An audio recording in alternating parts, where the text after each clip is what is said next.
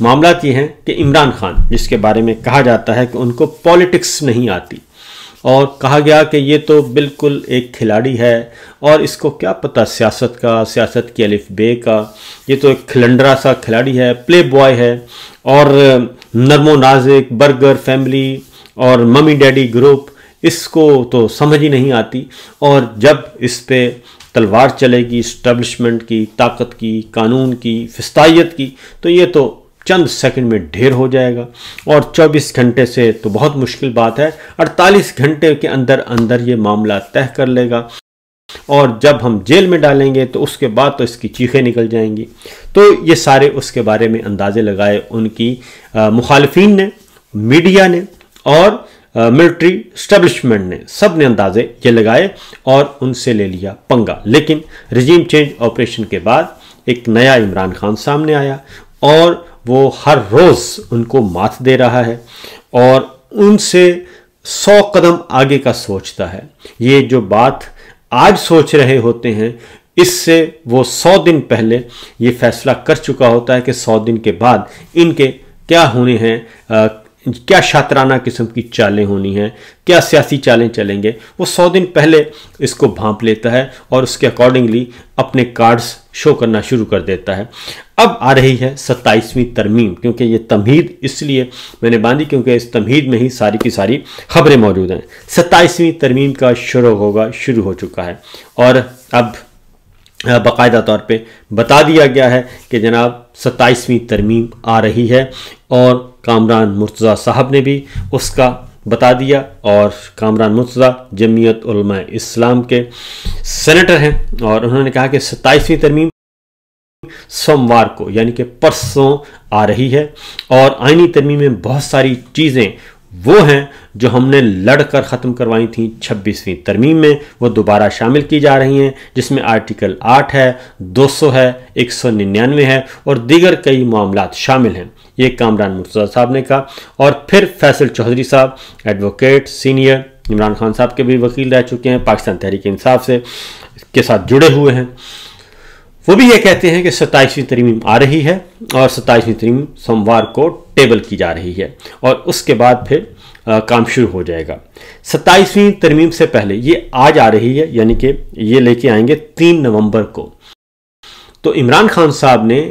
इस इक़दाम से अपने आप को अलग करने के लिए तकरीबन 3 महीने पहले ही फैसला कर लिया और अपने तमाम सेनेट जो कायमा कमेटीज़ हैं, सेनेट की और कौमी असम्बली की कायमा कमेटियों से अपने तमाम अरकान को मुस्ताफ़ी होने का कह दिया था और उनको मुस्ताफ़ी कर दिया गया, उनके इस्तीफ़े आ चुके हैं। और इसी तरीके से जो कायमा कमेटियों के चेयरमैन थे, उनके ओहदों से भी मुस्ताफ़ी होने का कह दिया था। उस वक्त ये मूव शायद किसी को समझ नहीं आई, लेकिन अब समझ आ चुकी है। उसकी रीज़न ये है कि कायमा कमेटियों से अपने आप को अलग करने का मकसद ये है कि पार्लिमानी जो पार्लिमानी प्रोसीजर है, उससे पाकिस्तान तहरीक इंसाफ ने अपने आप को अलग कर लिया है। अब ये जब तरमीम या कानून साजी होती है तो वो बिल कायमा कमेटियों में जाता है और कायमा कमेटियों में जाके उसकी मंजूरी ली जाती है। उसमें तमाम सियासी जमातों की नुमाइंदगी होती है, खा उसको कोई हमायत करे या मुखालफत करे, वो कायमा कमेटियों में बैठते हैं और मुखालफत भी करें तो समझा जाता है कि ये जनाब जो कानून साजी हुई है, जो बिल लाया गया, ये जो तरमीम आई है, इसको तमाम सियासी जमातों ने देख लिया है, अपोजिशन ने भी देख लिया और हुकूमती जमातों ने भी देख लिया। लिहाजा उसके बारे में कहा जाता है कि एक जमहूरी प्रोसेस मुकम्मल हो गया और उसमें फिर कोई ये नहीं कह सकता कि जनाब हम तो अपोजिशन में थे तो हमने तो इसको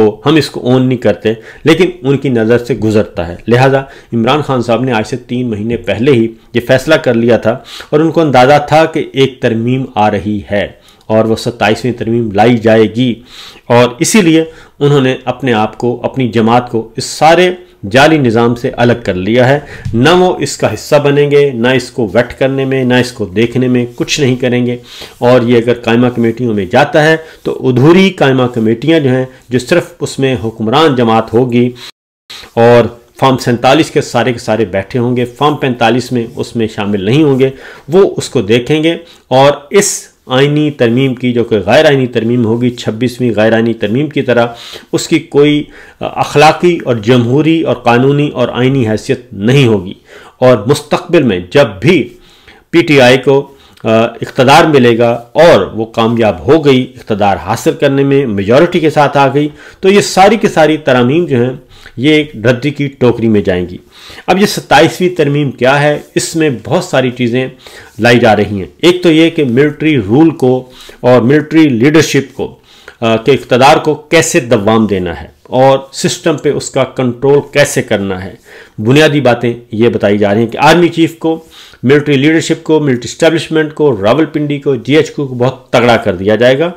और ये जो पार्लिमान है, ये महज, और ये जो सियासी चेहरे हमें नज़र आते हैं, वज़ीर आज़म, काबीना, सूबाई हुकूमतें, ये सारी गैर मुअस्सर हो जाएंगी। और फिर के साथ साथ बुनियादी इंसानी हकूक़, आर्टिकल 199 क्या है, 199 आर्टिकल जो है वो हकूक़ के बारे में है। हाई कोर्ट्स को इख्तियारात देता है कि वो बराह रास्त पेटिशन सुन सकते हैं बुनियादी इंसानी हकूक़ के बारे में। तो लिहाजा हाई कोर्ट्स को बनाया जाएगा, डिस्ट्रिक्ट कोर्ट तक उनको ले आया जाएगा, उनके दांत भी निकाल लिए जाएंगे जो पहले ही निकले हुए हैं। लेकिन चूंकि 26वीं गैर आइनी तरमीम के बावजूद ऑनरेबल जजेस जो हैं वो डटकर खड़े हैं, और इसके बावजूद कि हाई कोर्ट्स और सुप्रीम कोर्ट में डमी जजेस बिठाए हुए हैं, PCO जजेस बिठाए हुए हैं, लेकिन फिर भी मामला काबू में नहीं आ रहे, इसलिए ये सारे का सारा काम करना पड़ रहा है। कुछ चीज़ें, और इसके बारे में एक और चीज़, 27वीं तरमीम के बारे में ड्राफ्ट किसी के पास भी नहीं है, ना पीपल्स पार्टी के पास है, ना नून लीग के पास है, JUI के पास तो होना ही क्या है, और अभी किसी के पास, किसी भी सियासी जमात के पास इसका ड्राफ्ट नहीं है, क्योंकि ये सारे का सारा जैक ब्रांच से रावलपिंडी में तैयार हुआ है और वहीं पे आइनी और कानूनी माहिरीन को बुला के वहीं से सारे अपनी ख्वाहिशात के मुताबिक इसको तैयार करवाया गया है। इसमें फिर 18वीं तरमीम के बहुत सारी चीज़ों को ख़त्म किया जा रहा है, जिसमें सूबाई खुद मुख्तारी है, NFC अवार्ड है, और जो महसूलात हैं और उसके बाद आमदनी है उसकी तकसीम है, तो उस पर भी कट लगाया जाएगा, उसको भी ख़त्म किया जाएगा। और जो एक की गई थी, जो इक़्तिदार की मरकज़ियत ख़त्म की गई थी और सूबों में बहुत सारे महकमे शिफ्ट कर दिए गए थे, वो सारी की सारी चीज़ें जो हैं अब उसको रिकॉल किया जाएगा। और लेकिन सबसे बढ़कर ये कि इस 27वीं तरमीम का मसला जो है वो गैर आइनी ही रहेगा, बुनियाद में इसका ख़राब ही रहेगी, और ये किया जाएगा जी नोटिफिकेशन से पहले पहले, 28 नवंबर से पहले पहले इसको मंजूर करवाया जाएगा हर सूरत में। और इसीलिए पाकिस्तान पीपल्स पार्टी के जरदारी साहब को भी काबू करने के लिए उनके कुछ फ्रंट मैन जो हैं उनको उठा लिया गया है। ये शायद अभी तक खबर कहीं नहीं आई, लेकिन मैं नाम जानबूझकर नहीं बता रहा कि उसके बाद फिर शुरू हो जाता है सिलसिला लिटिगेशन का कि जनाब ये नाम कैसे आया, क्योंकि मुझे अच्छी तरह याद है कि अनवर मजीद साहब को जब उठाया गया था तो उस वक्त ARY ने यह ख़बर दे दी, और उसके बाद फिर वो काफ़ी मुसीबत खड़ी हुई कि जनाब ये ख़बरें कहाँ से आई, कैसे आई, किसने दी, तो बहुत मुसीबत बनी थी। इसलिए अब भी जरदारी साहब के फ्रंटमैन को उठाया गया है और पीपल्स पार्टी को कहा गया है कि सीधे हो जाएं, और इसलिए पीपल्स पार्टी को एक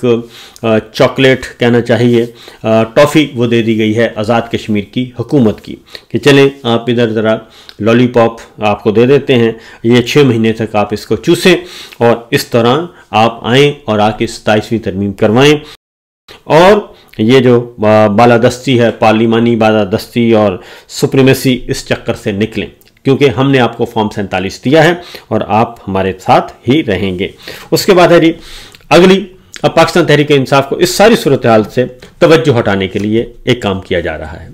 क्योंकि जाहिर है डाइवर्ट करना है और मीडिया को पेट भरने के लिए उसको कंटेंट चाहिए, प्रोग्राम में टॉक शोज़ को डिस्कस करने के लिए कंटेंट चाहिए, कॉलम लिखने के लिए कंटेंट चाहिए, तो सोशल मीडिया पे एक बहस छेड़नी है, तो इस सारी सूरत हाल से तवज्जो हटाने के लिए बहुत सारे मामलात किए गए, और किसी को लगा दिया गया सदर ट्रंप की के मामले में पाक अमरीका और फिर अफ़गानिस्तान के साथ मुआहदा और फिर इंडिया हमला करने वाला है, ये सारी बातें पैरेलल चलती रहीं, लेकिन असल में 27वीं तरमीम तैयार हो रही थी। तो अब जो कल एक सामने आई वो है शाह महमूद कुरैशी साहब का हॉस्पिटल में एडमिट होना, और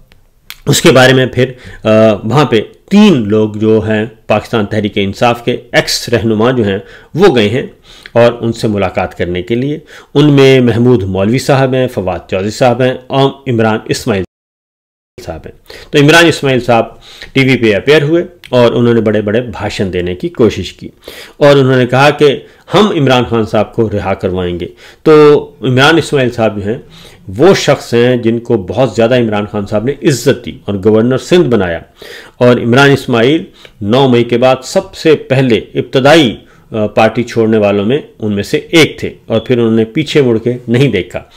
अब कभी किसी एक को लॉन्च किया जाता है, कभी किसी दूसरे को, तीसरे को, चौथे को लॉन्च किया जाता है ताकि ये तासुर दिया जाए कि जनाब पाकिस्तान तहरीक इंसाफ के अंदर एक फॉरवर्ड ब्लॉक बन रहा है। तो शाह महमूद कुरैशी साहब की वफादारी को और इनको शक में डाला जाए, इसलिए शाह महमूद कुरैशी साहब की इयादत करने गए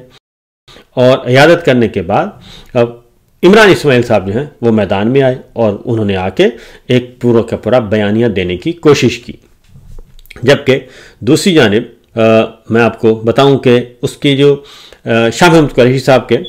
जो मद्दे मुकाबल हमेशा इलेक्शन लड़ते हैं जावेद हाशमी साहब, वो कहते हैं कि शाह महमूद कुरैशी ने बड़ी जुर्रत के साथ 2.5 साल जेल काटी है और इसीलिए वो आज पाकिस्तानी सियासत का चमकता हुआ सितारा हैं। एस्टेब्लिशमेंट इनके पास अपने टाउट भानुमती कुंबे को भेजकर उन्हें मुतनाज़ा बनाना चाहती है। आपको बता दूं, आप कभी कामयाब नहीं होंगे, ये कहा गया। और उसके बाद खबर आई कि शाह महमूद कुरैशी तहरीक इंसाफ छोड़ने वाले रहनुमाओं फवाद चौधरी, इमरान इस्माइल, मौलवी महमूद की मुलाकात हुई है और शाह महमूद कुरैशी को मेडिकल चेकअप के लिए PKLI अस्पताल लाहौर ले जाया गया है। और ये मुलाकात, और उस मुलाकात के बाद बाकायदा तौर पे एक बयानिया देना शुरू किया गया और बयानिया था कि जनाब हम जो हैं हम हैं वफादार और शाह महमूद कुरैशी साहब को अलग करने की कोशिश की जा रही है और एक नया ब्लॉक बनाने की कोशिश की जा रही है। लेकिन हकीकत में ये बिल्कुल ही फजूल बात है, क्योंकि शाह महमूद कुरैशी साहब की बेटी जो हैं उन्होंने ट्वीट किया, उन्होंने कहा जी मेरे वालिद शाह महमूद कुरैशी को PKLI में दाखिल कराया गया। वो बरसों से मसाने की पथरी के साथ ज़िंदगी गुजार रहे थे